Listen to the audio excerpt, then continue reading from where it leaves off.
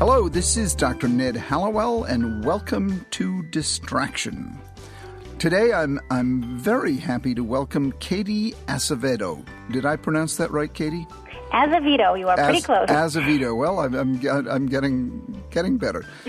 She is the founder and creator of schoolhabits.com, as well as youtube.com/schoolhabits. And also the Pomodoro Technique, which is not a way of making pasta, but a way of helping kids do better in school.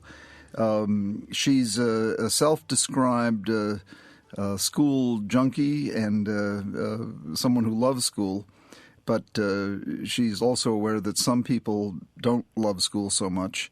And she's taken her ability to sort of master school and gone on to help other people who don't do school so well learn how to do school much better. It's a terrific service she provides, and she's here to share with us what she's learned. So let's just jump right in, Katie, and can you tell our listeners a little bit about yourself and what you do? Sure, yes. Thank you so much for the introduction. So as you said, yes, I am a self-described school junkie. I have been teaching for a little bit over 12 years, and I actually started teaching, I guess I would call it the elite of the elite, the students who were taking the college entrance exams, so the SATs and the ACTs and then even the GREs, looking for your tip-top scores.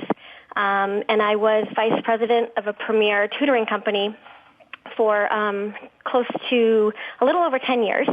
And that's where I spent a lot of time developing curriculum, implementing curriculum, and just teaching the content of the test.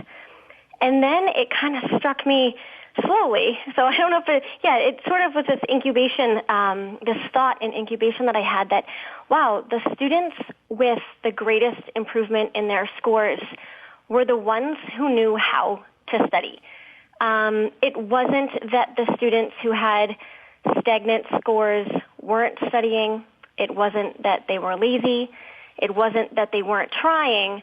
It was that I just kind of realized that the students who had the greatest improvement were the ones who knew how to get the information that I was teaching them into their brains and for it to stick and for them to know how to access that information when the time came, which was, during the test. Yeah. Yeah, so I just kind of realized that the how of learning was a missing piece. Yeah. And so I said, you know what? I'm going off. I'm doing my own thing, and I'm teaching. I'm going to focus on the students who don't have that piece about how to actually learn, how to study. So is that why you created School Habits? That's why I created School Habits, yes. For the general student who wants to get better at what they did, but then also, so I have a background in special education too. So, I went back to work on my master's in special ed so I could focus on students with learning disorders, ADHD, ADD, autism spectrum disorder, a lot of types of learning disabilities that impede somebody from accessing their curriculum. Mm-hmm. And that's where I am today, and I make videos and I teach. So what is School Habits? Sure. Well, School Habits, so it's a website and it's video tutorials. I also do one-on-one instruction with clients in the area where I am, mostly students with autism spectrum disorder, with ADHD, as well. I still do the SAT for sure, college essays, that type of thing. But I teach School Habits, so the name came from this concept that school was more than the material that a student was expected to learn. It was more than the curriculum. School should be, and it sadly wasn't, I realized, a place where students learn the tools for learning. And so that's not something that's typically taught in schools. And I just sort of realized that I've worked with over 3,000 students one-on-one, and I would say a small portion of them had these types of tools. They knew how to study, how to manage their time, but most people didn't. So I said, hey, these are good habits for school, hence School Habits. So my mission is to teach the fundamentals so that kids can go flying from there. What are some of the habits? Sure. Well, some of the habits, I guess you'd sort of loop them into the executive functions. So prioritizing, task initiation, organization, time management, the whole piece around metacognition, which is, of course, thinking about thinking. It can be broken down more specifically in terms of school-related things like note-taking, different techniques for studying based on learning styles, that type of thing. The things that the skills that students need as they're sitting in class, listening, and the skills that students need when they're home and they have material in front of them, but they don't know what to do with it. Well, one of them is this Pomodoro Technique. Is that correct? Absolutely, the Pomodoro Technique. Huge fan. What is that? Sure. So that was actually, it's been around for a while. It was invented by Francesco Cirillo. I kind of pronounce his name differently every time, back in the 1980s. And it's a time management technique that students, that I've been teaching students for the longest time. I've been using it myself, not really knowing that it was something that it could actually help students with something like ADHD. I thought it was just, a productivity tool, a way to get more done in less time. But then I slowly realized that Pomodoro Technique is something that really helps everybody, especially students with executive dysfunction, so maybe those who lack time management skills. And it's kind of fun, but there's the school dork in me thinking that this type of thing is fun. It is this concept of working for 25 minutes and then taking a break for 5 minutes and then rinse and repeat. And this idea, so the 25-5 ratio, that's the traditional Pomodoro technique. And what happens is it forces students or people or whoever's using it to work in a concentrated flow state for 25 minutes, after which point a timer beeps. So that is the absolute key, is that you have to set a timer for 25 minutes and you work nonstop until that timer beeps. And then when that timer beeps, you set the clock again for another 5 minutes, and that is your break. You can do what you want for those 5 minutes. I always recommend to my students you get up and out. So you get up out of your chair and you get out of the room. When the timer beeps again, you go back to your work. And you rinse and repeat this process until the task is done, usually maybe about 4 sessions, so 4 Pomodoros. So 25-5, 25-5, 25-5, 25-5. 2 hours. Yeah, and then you take a longer break. What's a Pomodoro? A Pomodoro, so yes, odd question. It is a tomato in Italian. So this software developer, Francesco Cirillo, was Italian, and he just happened to have one of those old school traditional kitchen timers in the shape of a tomato. You can still actually get them today.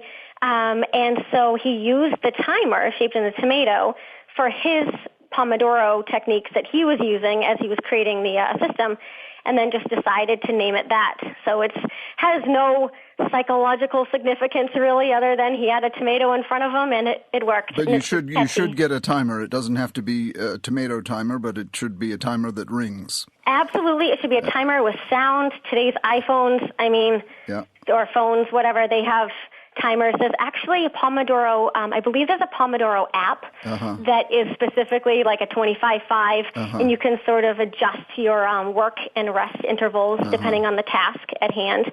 But the 25-5 is the classic, and it does work for most students.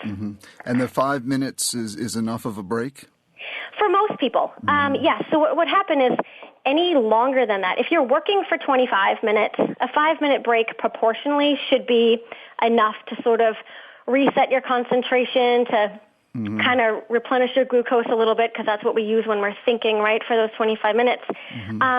Any longer than 5 minutes, somebody, especially with a tendency to become distracted, perhaps someone with ADHD or something like that. They'll get off into something else. Right, then they get too wrapped into something else. That's exactly it. And then they find it really hard to get back. Right. And then the other thing, too, is keeping the break short is really important because a lot of times students or adults with ADHD have poor working memory or short-term memory. And so if you wait too long between your working sessions, then a lot of the material that you were working with is now out of your short-term memory, and you no longer have access to it. And so you spend a little bit too much time of your next 25-minute session trying to kind of backtrack and say, where was I? What was I doing? Right. And then you're not really ever moving forward there. Right. It sounds great for people with ADHD. It can use for studying, certainly. What else? What about cleaning house or doing other tasks? Yeah, certainly. No, it's, I use it for, I use it for cleaning, but I will gamify anything. Yeah. It's anything that somebody might find unpleasant, so that would be different for most people.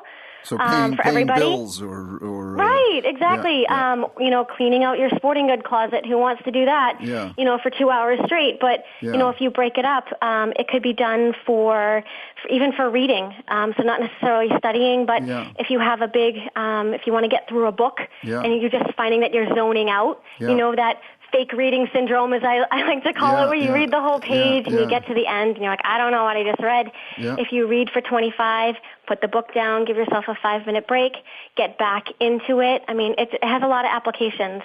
People who are in the workplace and they have projects to get done. I mean, you're not really thinking student at that point, but a work project has the same sort of consequence as not getting your homework done type thing. So. Yeah, that's wonderful. Can you check your social media during either of the intervals? So definitely not during the work interval, because during the work interval you should be only working. In fact, before you set up the work interval, I recommend that you have all your materials in front of you. So that should take there's some prep work that needs to take place before you sit down to do a Pomodoro session. And then I tend to be a little bit flexible with what happens during the rest session, and it really depends on my students. If I have a student with, who may be on the spectrum and has really, really difficult time once they get into their social media, it's really hard to bring them back out, then I usually keep the social media off limits. But some students really need that, or they benefit from that quick hit of dopamine that sadly our addiction to our cell phones gives us. Yeah. And then they're able to feel, connected again, although it's a fake connection, social media, what type of connection is that? But then they're able to come back feeling like they're not missing out, that fear of missing out. And sometimes it works for students. You kind of have to monitor yourself or be monitored to know that if a social media break is good or not. Right. One of our producers told me she used to drink coffee in college and stay up all night studying. Why is this not an effective way to study? Oh, that's terrible. We've been there, done that. It's my drug of choice was coffee, but it's so big, long study sessions, which is the classic. I hear students almost brag about it sometimes. I was up all night, and what happens is there is very little time on task, as you would say, when someone is, doing this big, long cramming study session. You may be disguised as studying for, 6 hours straight overnight, but the amount of time that your brain is actually focused on what you're doing is very, very little in comparison to the amount of time that you look like you're studying. And I oftentimes explain to my students that there's this research has sort of proven, I guess, I'm always tentative to use that word, but this primacy recency effect. I'm not sure if you've heard it. It has another name of the serial effect. And it's this concept of we recall information that comes first and comes last. And so if somebody were given, if you threw a party, for example, if I threw a party, I might remember the first 5 people who came walked through my door when the party started, and I may recall the names of the 5 people who left. They were the last ones. They helped me clean up. But the order of the people who came to my party in the middle would all be scrambled. So we tend to remember what information comes first, the primacy, and the information that comes last, the recency. And so what happens and the stuff in the middle is all just, Lord knows where that goes. So if you think of that, a big, long study session, you have a giant middle. You have a giant black hole. But if you're doing short, frequent study sessions, something like the Pomodoro Technique, right? You're giving yourself more beginnings and more ends.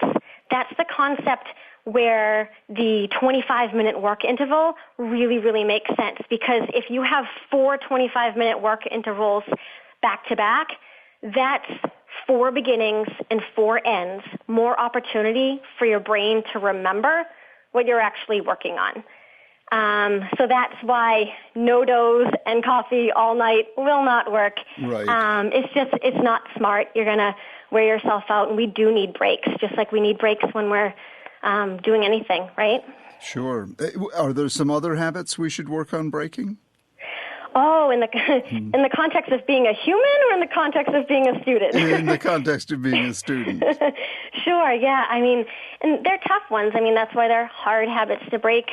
I would say a huge one would be negative self-talk. I hear that all the time. I hear students, saying like, well, why would I try this? Like, I haven't done this in the past. I haven't done this before. I'm unable to do this. And that negative self-talk is that's a disability. That's disabling. Even if a student does not have a learning disability, right. The negativity can bring them down. And I think that perhaps reframing that, okay, well, what I've done in the past hasn't worked, and that's why I wasn't able to achieve what I want to achieve. So I'm going to do something new. I'm going to try a new study technique. I'm going to try a new time management tool like the Pomodoro Technique. I'm going to try a new note-taking method, right? So sort of reframe failures into, well, I didn't do it before, so now I need to try something new.